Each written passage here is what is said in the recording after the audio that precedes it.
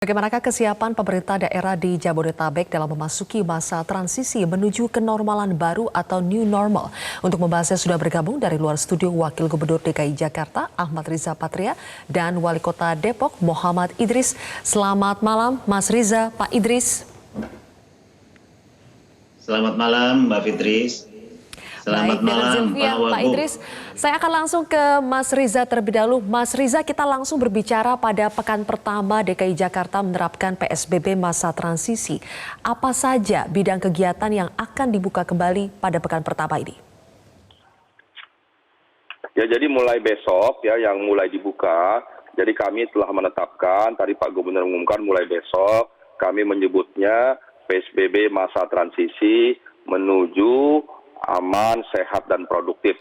Di fase 1 bulan ini merupakan masa transisi. Di fase pertama ada beberapa unit kegiatan yang kami buka. Di antaranya rumah ibadah, ya, tempat-tempat kerja, usaha, kegiatan sosial budaya, dan pergerakan kendaraan. Umpamanya tempat ibadah yang sebelumnya kami tutup, kita minta ditutup. Alhamdulillah mulai besok kita mulai buka. Masjid, gereja, dan lain-lain. Namun demikian harus memenuhi protokol COVID yang ketat. Yang ketat apa artinya? Artinya ada pengaturan jumlah jamaah. Umpamanya mulai besok kita sholat Jumat boleh, tapi mohon maaf harus dibatasi jumlahnya. Tidak boleh melebihi 50% dari kapasitas masjid dan musola umpamanya. Kemudian juga harus menggunakan masker. Masjidnya juga tidak boleh ada karpet atau perdamani.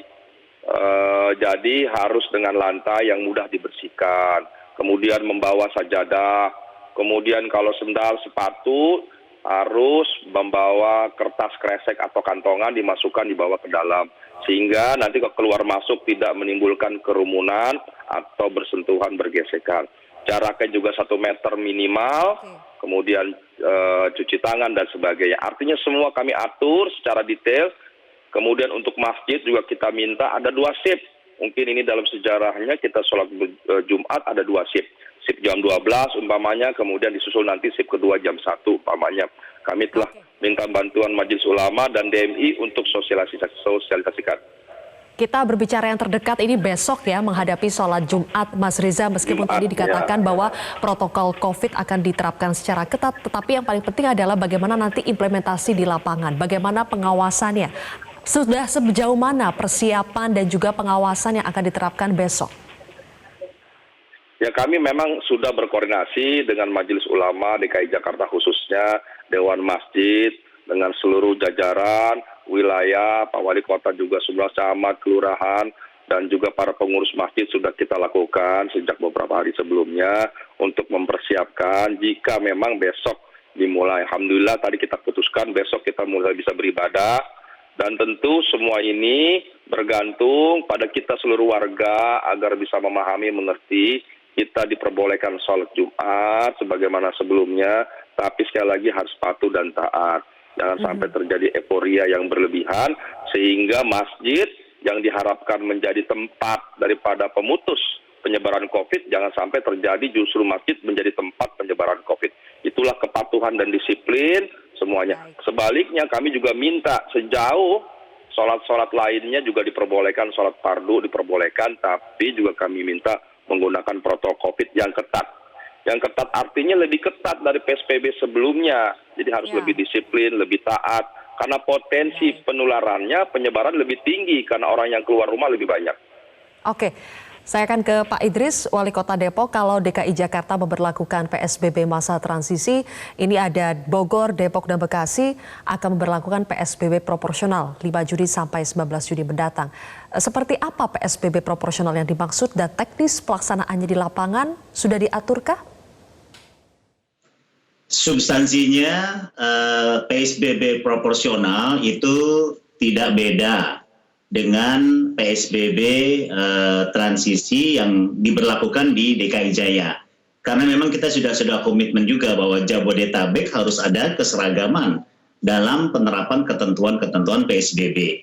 Ini yang pertama. Yang kedua tentunya di Kota Depok memang seluruh rumah ibadah itu sudah kita perbolehkan untuk diselenggarakan ibadah mulai besok untuk umat Islam sholat Jumat. tetapi memang ada sekitar sekarang sudah kita hitung kemarin itu dalam data terakhir hari ini ada 25 RW di 19 kelurahan memang tidak bisa dilakukan beribadah di masjid-masjid karena memang RW-RW ini kita anggap sebagai RW yang masih mempunyai kasus minimal 2 case konfirmasi positif yang memang tidak bisa diberlakukan seperti RW-RW yang lain dari RW. Jadi ada 25 RW yang memang sudah kita batasi dan kita berlakukan PSBB total seperti biasa seperti yang sebelumnya. Seperti itu Mbak. Jadi kita istilahkan PSKS, yaitu pembatasan sosial skala kampung siaga. Kalau di DKI tadi ada istilah PSBL, ya berskala lokal. Nah kita berbasis RW seperti itu Mbak. Pak Idris, kalau kita berbicara masih ada 25 RW ini yang mendapatkan perhatian khusus karena masih menjadi zona merah. Yeah. Bagaimana ketika besok misalnya ada masyarakat dari 25 RW tersebut yang ingin melaksanakan sholat Jumat, tapi di masjid yang wilayahnya sudah dinyatakan aman atau tidak zona merah lagi. Apakah itu akan diperbolehkan? Ya, secara normatif, secara teori, secara konsep tidak boleh.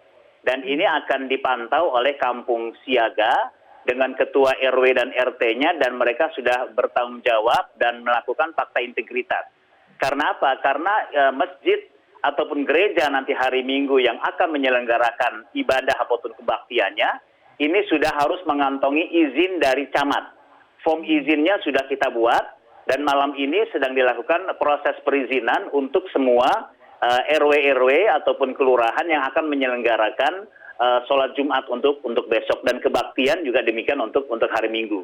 Nah sehingga ini akan bisa terjaga atas tanggung jawab dari ketua RW, ketua-ketua RT.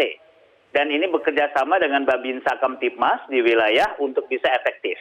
Ya mungkin dalam prakteknya nanti ya mudah-mudahan tidak gitu. Ada 1-2 barangkali yang kecolongan, tapi seperti yang dikatakan Pak Wagub tadi, setiap masjid sudah kita bekali untuk alat termogan ataupun pengukur suhu panas, dan sehingga nanti termasuk juga Mbak, mohon maaf, kita membuat ketentuan tidak boleh menyelenggarakan ibadah di masjid ataupun gereja kecuali warganya sendiri.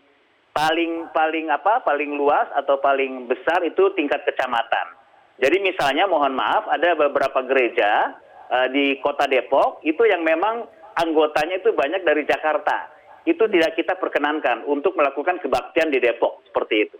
Baik, Pak Idris, nanti kita akan lanjutkan kembali. Nanti usai jeda saya akan membahas lebih jauh soal PSBB masa transisi di DKI Jakarta bersama dengan Wakil Gubernur Jakarta Ahmad Riza. Sesaat lagi. Kami kembali melanjutkan perbincangan bersama dengan Wakil Gubernur DKI Jakarta Ahmad Riza Patria. Mas Riza, kalau kita berbicara 66 RW yang masuk dalam zona merah dan dalam pengendalian ketat COVID-19 di DKI Jakarta, bagaimana pengaturan soal apakah warga di 66 RW ini boleh atau tidak untuk melaksanakan sholat Jumat, misalnya di wilayah lain yang dinilai aman? Ya, jadi dari 2.738 RW, memang masih ada 66 RW yang kami kategorikan masuk dalam zona merah. Di zona merah ini kami memberlakukan wilayah dalam pengendalian yang ketat. Jadi di situ akan lebih ketat dari sebelumnya karena kita ingin zona merah ini merubah jadi kuning dan selanjutnya menjadi hijau. Tentu ada ketentuan yang berbeda dibandingkan RW-RW lain. Di antaranya di zona merah tersebut belum diperkenankan ibadah dilangsungkan seperti masjid, gereja, dan lain-lain. Jadi ada pemberlakuan yang berbeda di situ, ya. Jadi kita minta dengan sangat para warga dan pengurus masjid untuk bisa memahami, mengerti bahwa daerah-daerah tersebut masih sangat berbahaya, rawan, dan sangat rentan. Untuk itu perlu ada pengetatan yang lebih. Kami minta juga di seluruh wilayah tersebut, selain memang belum diperkenankan untuk melaksanakan ibadah di masjid, di gereja, dan lain-lain, kami minta juga ada peningkatan, pengecekan, ada peningkatan daripada portal-portal atau checkpoint. Perlu ada juga peningkatan daripada petugas dan kesadaran warga, perlu ormas, komunitas lainnya, seluruh warga harus bersama-sama bergotong royong. Tidak bisa semuanya kita serahkan pada aparat petugas kami sangat terbatas, butuh dukungan partisipasi kita semua seluruh warga di Jakarta, terlebih di zona merah yang memang perlu ada pengendalian pengetatan yang lebih. termasuk juga perlu ada wastafel, cuci tangan dan sebagainya. Jadi sekali lagi kami minta kepatuhan dan keluarga termasuk menggunakan masker, sekalipun di luar rumah, dekat dengan rumah sekalipun tetap menggunakan masker, apalagi jauh dari rumah. Oke, Mas Riza, apakah pengetatan yang dimaksud untuk 66 RW ini juga termasuk pengetatan dalam mengatur akses keluar masuk warga yang berada di 66 RW tersebut? Misalnya kalau keluar harus lewat izin RT atau kelurahan atau seperti apa? Ya jelas sekali. Jadi memang di situ ada perbedaan ya, tadi tempat ibadah, yang lain-lain, termasuk keluar masuk, di samping perlu ada pintu, portal, pengecekan, dibatasi aksesnya, dan keluar masuk dari setiap RW kami sudah minta harus surat izin dari RT RW setempat. Jadi tidak bisa sembarangan keluar dan masuk ya, karena itu sangat berbahaya. Jadi sudah kami siapkan formnya, bahkan semua ada checklistnya, pada RT RW sudah disosialisasikan oleh para wali kota, para camat, untuk bisa mematuhi dan mentaati. Kita harus pastikan kejar dalam 2 minggu, sebulan ke depan, yang warna merah menjadi kuning dan hijau. Mudah-mudahan Jakarta sebulan ke depan bisa semuanya hijau. Amin. Oke, Mas Riza, kalau tadi kita berbicara soal transisi di pekan pertama, bagaimana di pekan kedua? Karena kalau informasi yang kami terima, nanti rumah makan, tempat-tempat usaha di berbagai sektor usaha, dan juga mal itu akan kembali dibuka. Seperti apa nanti teknisnya dan tahapnya? Ya, jadi memang nanti di tanggal 15 baru kita mulai di tempat-tempat ekonomi seperti mal dan pasar ya, itu baru dibuka mulai 15 Juni ke depan. Dan di situ juga ada penerapan protokol yang ketat, umpamanya jumlahnya dibatasi 50%, toko-toko, kemudian berjarak, kemudian menggunakan masker, kemudian tidak boleh ada makan prasmanan, para waiters atau pelayannya harus menggunakan markers atau shield, kemudian juga pakai glove atau sarung tangan dan sebagainya. Prinsipnya kita perbolehkan nanti setelah tanggal 15, tapi dengan protokol yang ketat. Mungkin bisa saja nanti mengatur jamnya, tidak boleh lebih 1 jam umpamanya pengunjung, supaya memberi kesempatan yang lain, supaya tidak terlalu lama. Kemudian meja semua harus dibersihkan, diinspektan. Jadi semua sudah kami atur secara detail dan checklist juga sudah kami buatkan, supaya semuanya taat dan patuh. Baik, terima kasih Mas Riza. Kita tunggu nanti bagaimana aturan teknisnya dan mudah-mudahan ini membutuhkan kerjasama semua pihak ya untuk betul-betul menerapkan dan menaatinya bersama. Terima kasih Wakil Gubernur DKI Jakarta Ahmad Riza Patria telah bergabung bersama kami di Prime Time News.